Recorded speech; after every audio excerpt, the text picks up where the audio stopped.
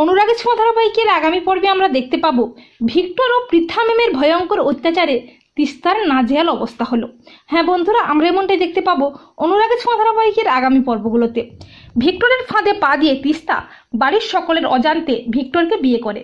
এমনকি দীপা তিস্তাকে অনেকভাবে বোঝানোর চেষ্টা করে যে ভিক্টর খারাপ ছেলে, ও তোমাকে ফাঁদে ফেলছে, ওর স্বার্থসিদ্ধির জন্যই এসব করছে।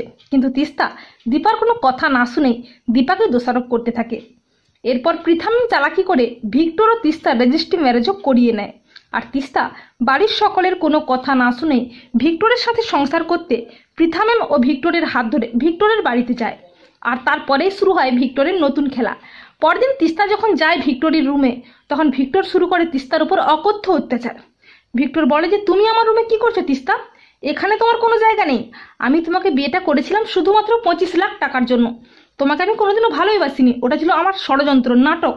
আর তুমি আমার ষড়যন্ত্রের ফাঁদে পা দিয়েছো। তাই তুমি আগে তোমার বাপের বাড়ি থেকে 25 লাখ টাকা আনবে, তারপরে আমার বিছানায় তোমার জায়গা হবে। তখন তিস্তা চমকে যায়। তিস্তা বলে, সব কি বলছো ভিক্টর?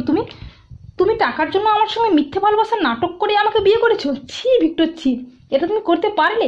তিস্তা ভিক্টরের পা ধরে বলে, এটা তুমি করতে পারো না ভিক্টর, আমি তোমাকে খুব ভালোবাসি।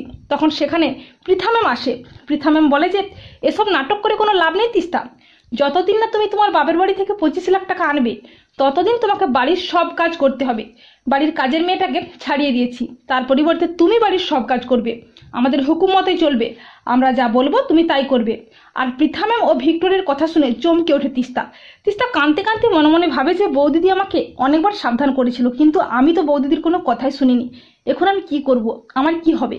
তো বন্ধুরা, তোমরা এটা চাও তো যে তিস্তা যেন যেমন কর্মের তেমন ফল পায়? ভিক্টর ও পৃথা ম্যামের অত্যাচারে তিস্তার যেন নাজেহাল অবস্থা হয়? কমেন্ট করে জানিয়ে দাও তোমাদের মতামত।